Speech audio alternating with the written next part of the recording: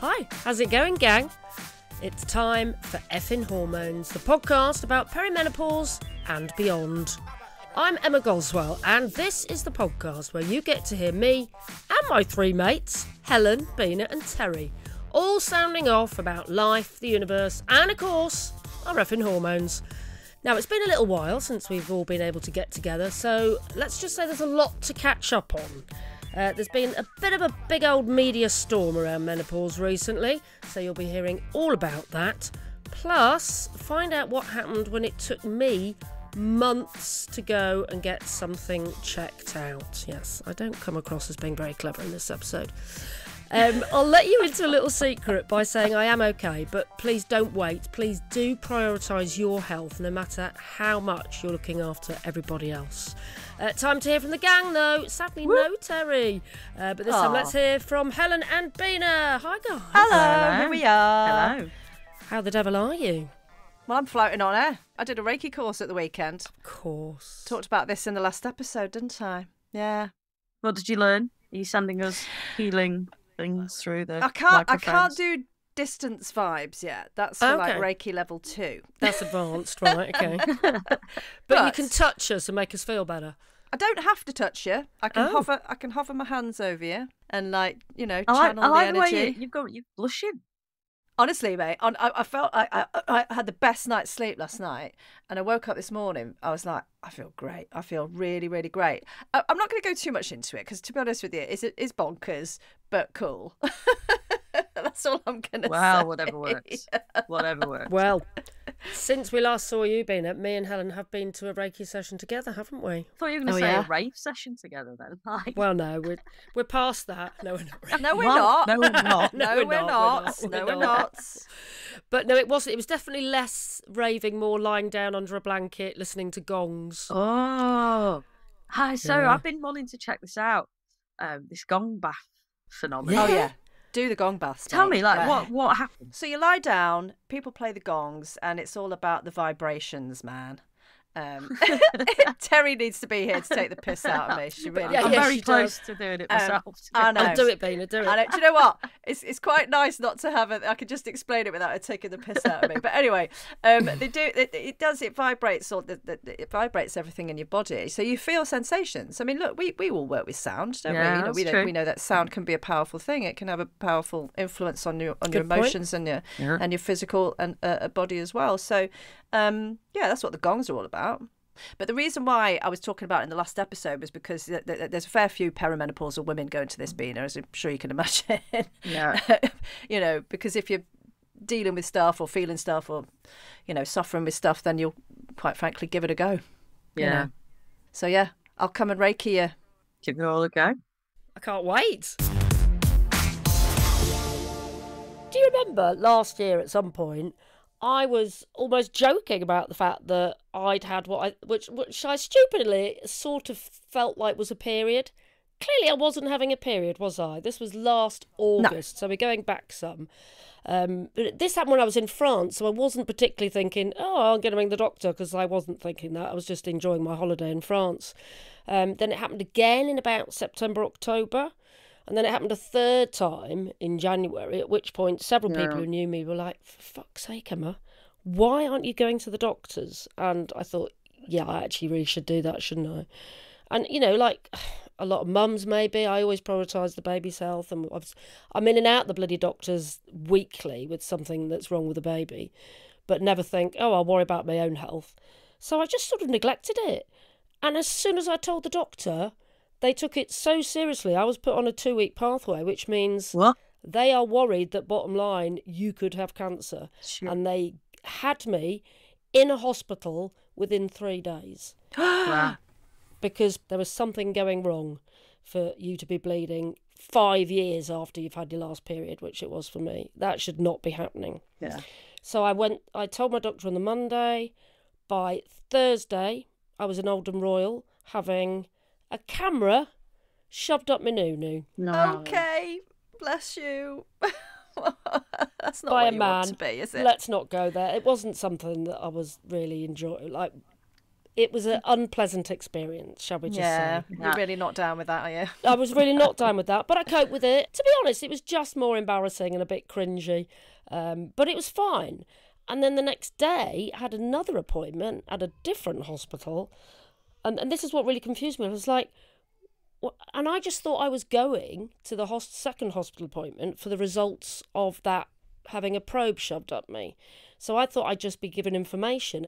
So yes, I go in this room and there's a doctor and two women in like PPE, rubber gloves, and I'm like, what are they doing here? And I'm like, what's happening here? What is going on? And then she's like, all right, ask me all these questions, blah, blah, blah. Supposed to have had the results from the other hospital, didn't have them, loads of phone calls, blah, blah, blah. They're all waiting around, just having chats about the baby. And then they make me get up on this bed, and they're like, well, now we're going to examine you. And I was like, well, I thought that's what I had yesterday. And they said, oh, no, that was just at the beginning, at sort of the very end of your cervix. Now we need to go right into your womb and take photos. No. Yeah. And this is a hysteroscopy. Okay. And I said, is this going to be painful? And she went, oh, no, it's not. It'll just be a bit like a smear test. And I said, well, I've been in absolute screaming agony with smear tests because I'm menopausal and it is really, really painful. And it was really, really, really, really, really painful. It was horrific. Oh. And then next to me, and these two women just trying to make like conversation. And then next to me was a big screen of my womb, and she's going, oh yeah, you need to look here, because I basically had polyps. That's why I was bleeding. So I had 3 polyps, which is why I bled 3 times. So she's trying to get me to look at it, and I'm too busy screaming and crying. It was so unbelievably painful. Oh, no. And then she said, oh, we can perform the procedure now if you want to have to cut out your polyps. I was like, what, without anaesthetic? Are you mad?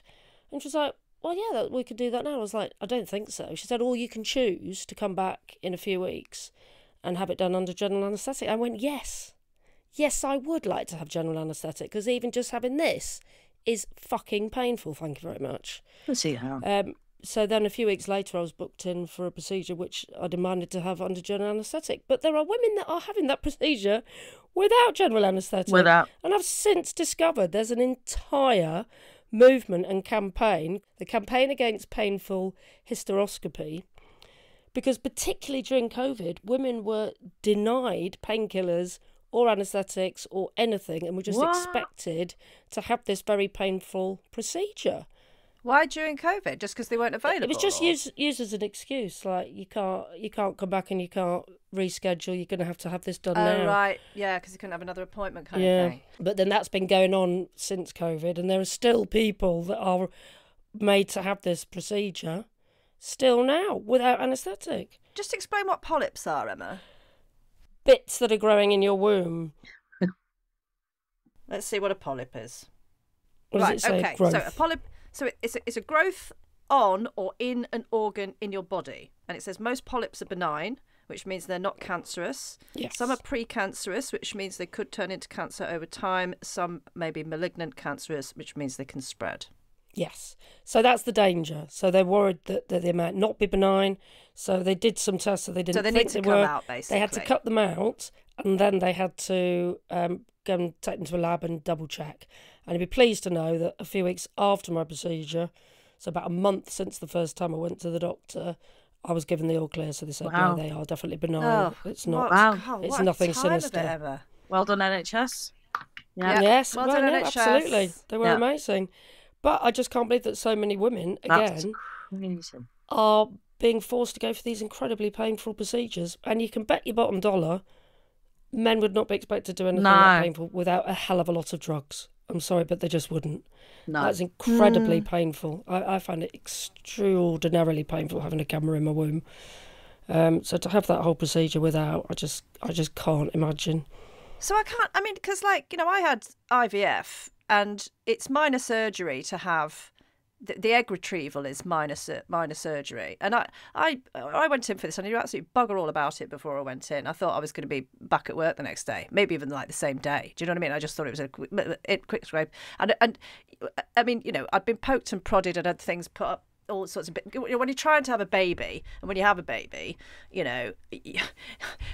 end up just kind of getting used to people going in all kinds of places that you kind of And actually, when I had the egg retrieval, I was like, I had an anaesthetic. I didn't have a general anaesthetic, but I had a what's that sort of in between one? Where you're sort of still, yeah. But I was very woozy, and like I wasn't with it at all. Do you know what I mean? But I wasn't completely under, and they were so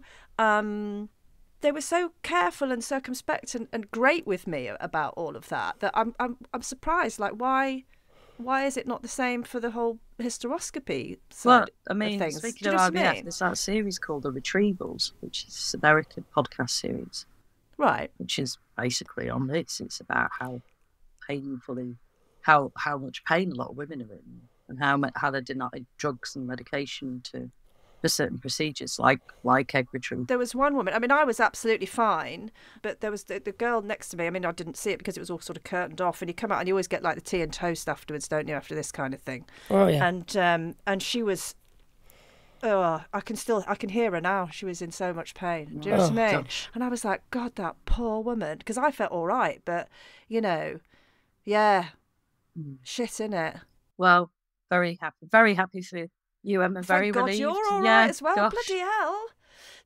Well, luckily I was under for a good couple of hours, I think, really, and just sort of came to and didn't know where the hell I was or what was going on. And I was like, why can I hear Scott Mills? I was like, have we got two on? And then I started talking about Donald Trump to this poor, like, what looked like a teenage nursing assistant who was taking my vital statistics, and she must have thought, bloody hell, they've given her too many drugs. Oh no, it's funny when you do burble on. I was telling all my lot about Bradley Cooper. I was going on about Bradley Cooper. I was just like blah blah blah blah blah blah. I just went off on a monologue. I was like, oh, thank God for the NHS. Isn't this brilliant? I've been cured. This is fantastic. Aren't we all glad we don't live in America? And then what about Donald Trump? Oh, what's gonna happen at the election? I'm trying to talk to this poor woman about the American election. She couldn't have given a shit, to be honest. She was just looking at me like, oh, woman, shut up. Hilarious. So listen here, you. Like, come on, let's have a little talk about this lack of prioritising your own health. What's going on there, matey? Do you know what I mean? Well, I think I just always, which is ridiculous considering what happened to my sister, who passed away from breast cancer. I just always have this innate faith that I'm and everyone else in my family is going to be fine and we're never going to get anything. I don't know why. I just have this blind faith. I'm like, I'll be fine. It will be nothing to see here. We'll all be fine. I just live in cow cuckoo land. I think I'm just a bit happier doing that, really. But yeah, I need to actually pay attention. My body was trying to tell me something. You don't bleed when you're 5 years after your last period. You don't. So yeah, I should have taken notice. It's priority. I mean, you mentioned obviously baby and things like that, and this is obviously the situation a lot of women in our lives are in. A lot of people, juggling, prioritising, last on your own list type scenario. Yeah. It is that your oxygen mask thing, isn't it? You've got to put your oxygen mask on. I know it's a cliche, but you just have to. We do. Big hugs.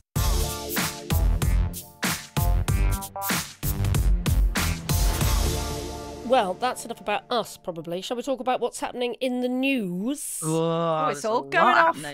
It's all been kicking off. But it really has kicked off, hasn't it? Helen, what about you give us a bit of a summary as to how exactly it's all kicked off about the menopause in the mainstream media in the last few weeks?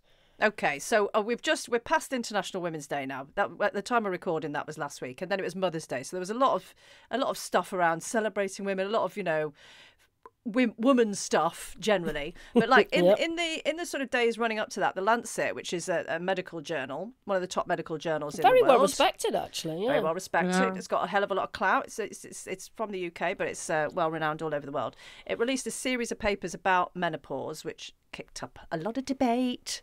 So these papers sort of seem to be calling for a more balanced discussion, a more balanced representation of menopause in the media. Listen, I'm got an issue with that at all. I mean, no.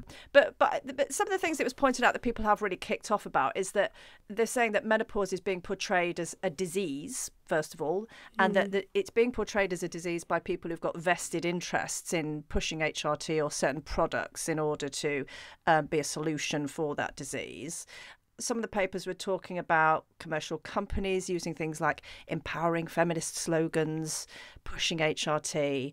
and that some of the campaigns and the awareness raising over menopause, for example, being recognised as a protected characteristic under the Equality Act, for example, only sort of further promotes this narrative that menopause is a disease to be solved with medication, i.e. HRT. And they wanted to sort of balance it out by saying, look, many women go through this stage of life and actually don't have any problems, and that this is a natural stage of life that we all go through.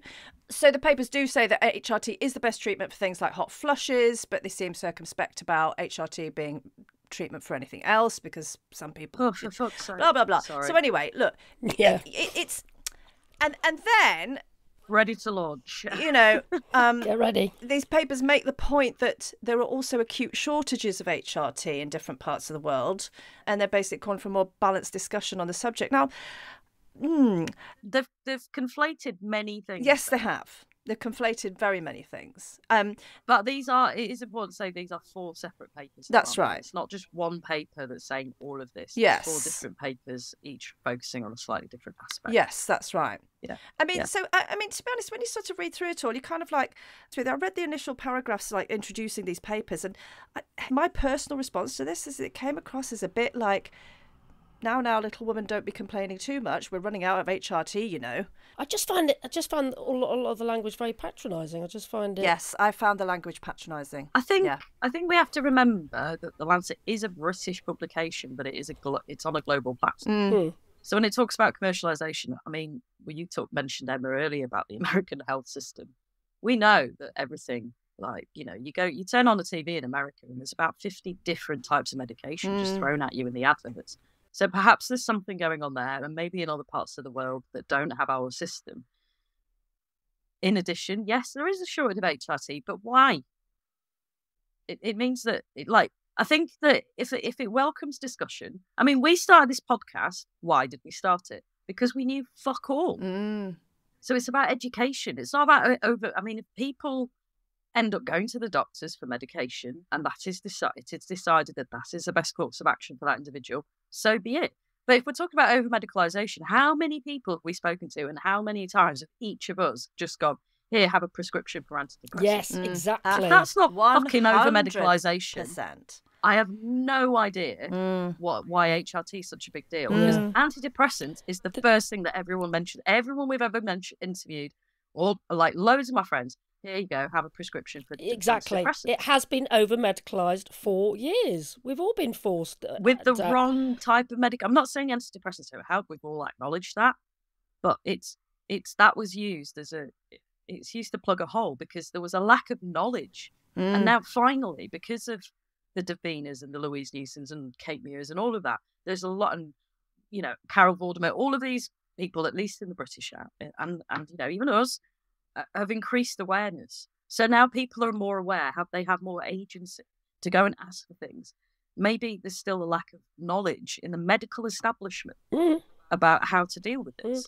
And also, as Kate Muir said, I don't know where she got this figure from, but she said 80% of women do not get medical help. So how can they say it's over-medicalised when still most women are not seeking medical help or are still being denied it?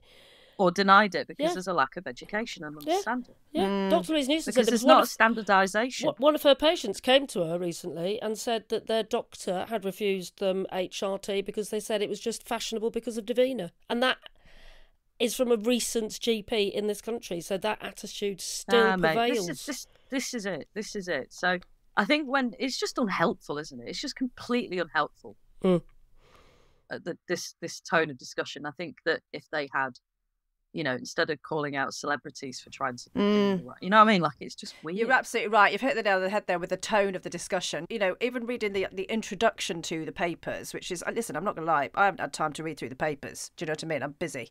But the introduction from the Lancet. I've read them. They're not all bad. No, it's not all. There's a lot of very valid points. Yeah, absolutely. But in that introduction to all the papers, when I read through it, I was like, this is patronising. There are some really patronising patronising lines in here. It did make me feel angry, because the fact is, since time immemorial, we've not been taken seriously. We haven't had the information. We haven't had sort of enough compassion or support or the right treatment. And so it takes a campaign, and it takes people stepping forward and making a big noise about it in order to enact any kind of change. Now, whenever you have anything like that, there's a backlash, isn't there? And this is that inevitable backlash to that. And that's why I do feel angry about it, because it's kind of like, well, you can complain about it, but don't complain too much. Yeah. Oh, it's just part of normal aging process. Don't complain too much. And that's why I feel like it's quite now, little woman. That's how it's ended up making me feel. It's just that, like, and it's like you're saying to me that after decades and decades of women suffering and not getting the help and support they need, that we're not allowed to kick up a bit of a bloody fuss about it for a while. Do you know what I mean? Because if this was about bloody erectile dysfunction... Oh, completely. Yeah. If it was about floppy dicks, Well, have you seen this woman's post where she's actually put the words erectile... Listen to it. It's this lady on Twitter called Sparkly Barkley. She said, I substituted men and erectile dysfunction, another age-related issue, in a paragraph from the intro. And listen to, when you read it back, listen to how it sounds. This is absolutely go on. Brilliant. So this is substituting men and erectile dysfunction for women in menopause. Men with erectile dysfunction can be strong, healthy and happy, as highlighted by the selection of inspirational images of older men that accompany the series. Age-related erectile dysfunction can be a time for men to reassess their identities, to embrace the next phase in their lives, and freedom from unwanted erection and desire, and to challenge negative perceptions of older men, which are prevalent in some societies. We need to send a realistic, balanced message to men and to society. Testosterone decline and erectile dysfunction does not herald the start of a period of decay and decline, but is a developmental life stage that can be negotiated successfully with access to evidence-based information, as well as appropriate social and medical support. Men deserve nothing less. Oh my God, Sparkly Shout Barkley. out, Sparkly Barkley on Twitter. Well done. Absolutely. Oh my God, I think it was Dr. Louise Newson that retweeted that, and it just says it all, doesn't it? Just says it all. It just says it all. I think the other thing that struck me as I was reading the Lancet articles is, why have we never talked about the over-medicalisation when it comes to the pill? Right?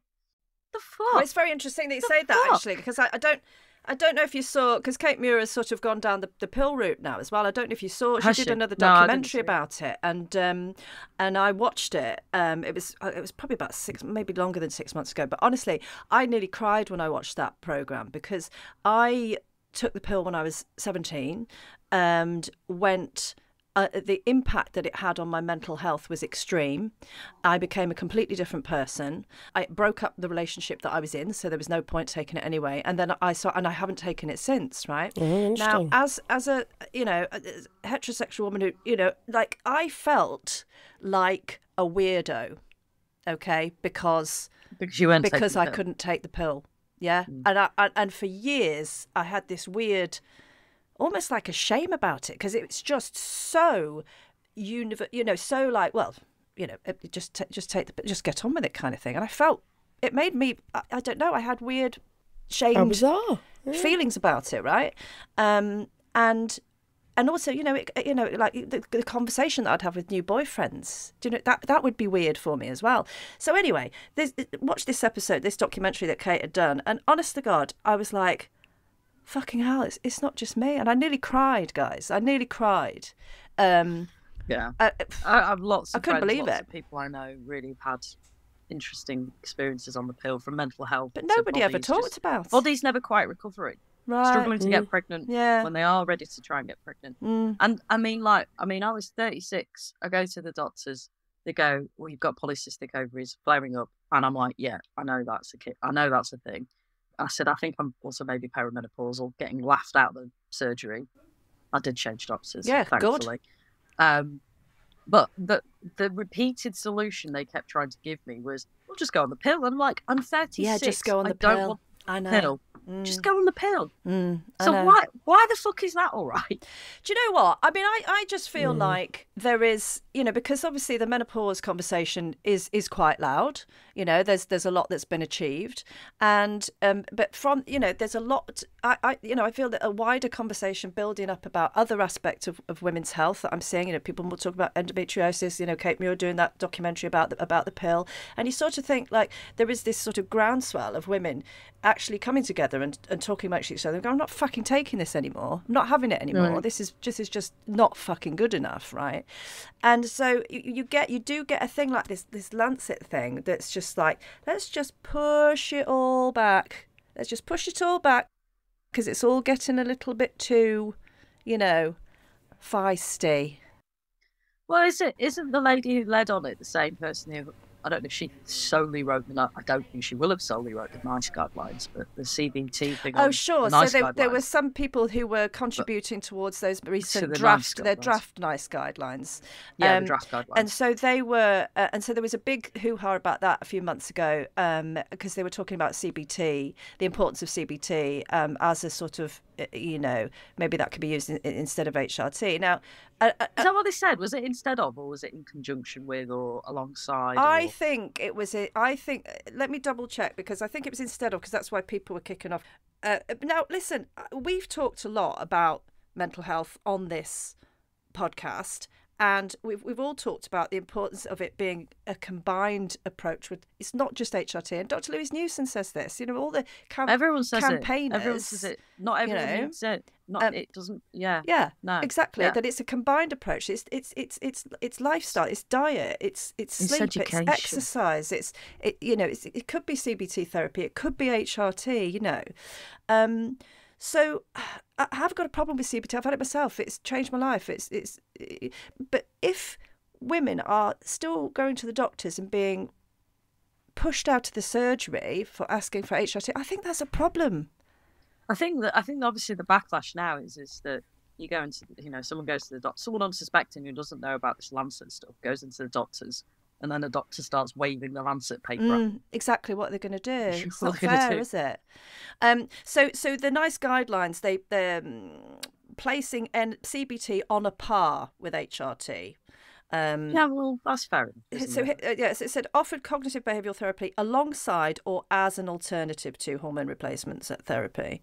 I'm not sure you can CBT your hormones into No, shape. I mean, that was the controversial part of it, wasn't it? That was the controversial part of it. If you were to suggest it instead of HRT. Yeah, I mean, we have all said that us getting our head around things has helped with our symptoms. We've all said that at some point.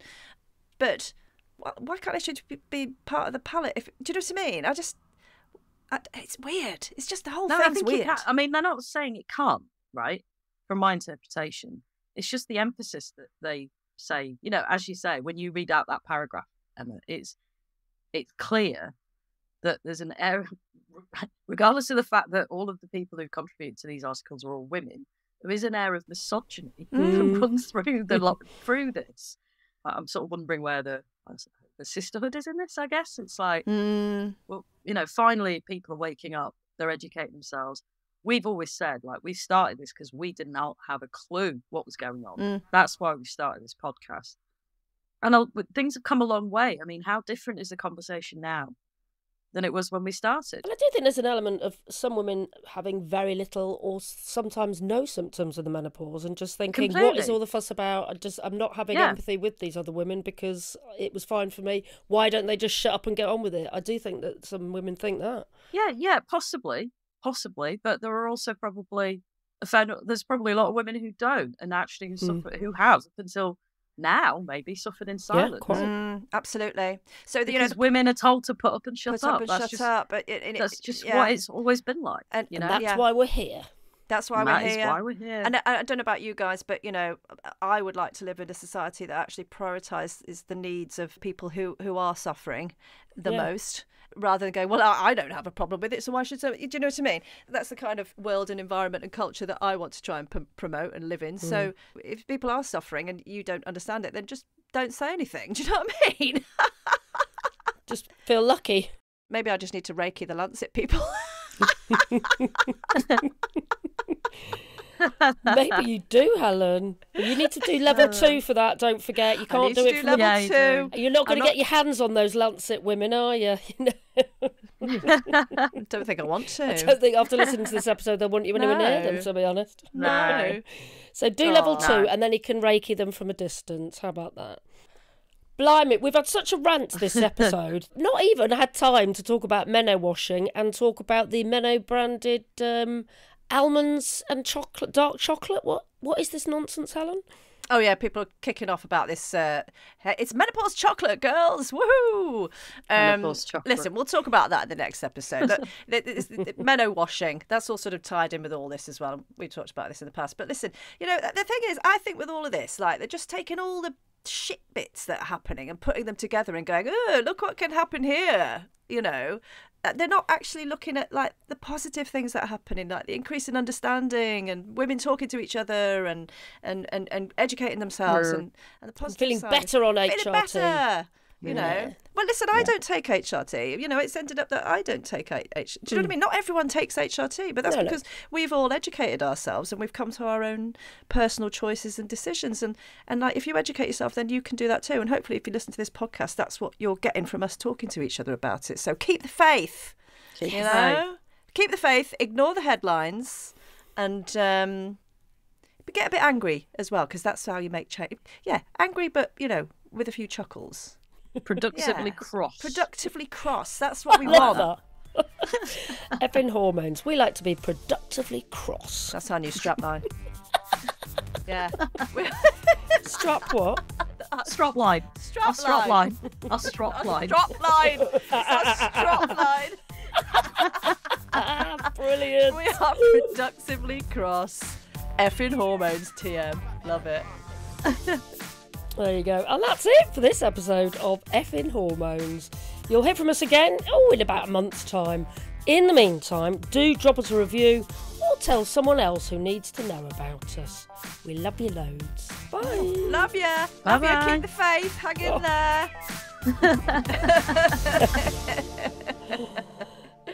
Bye.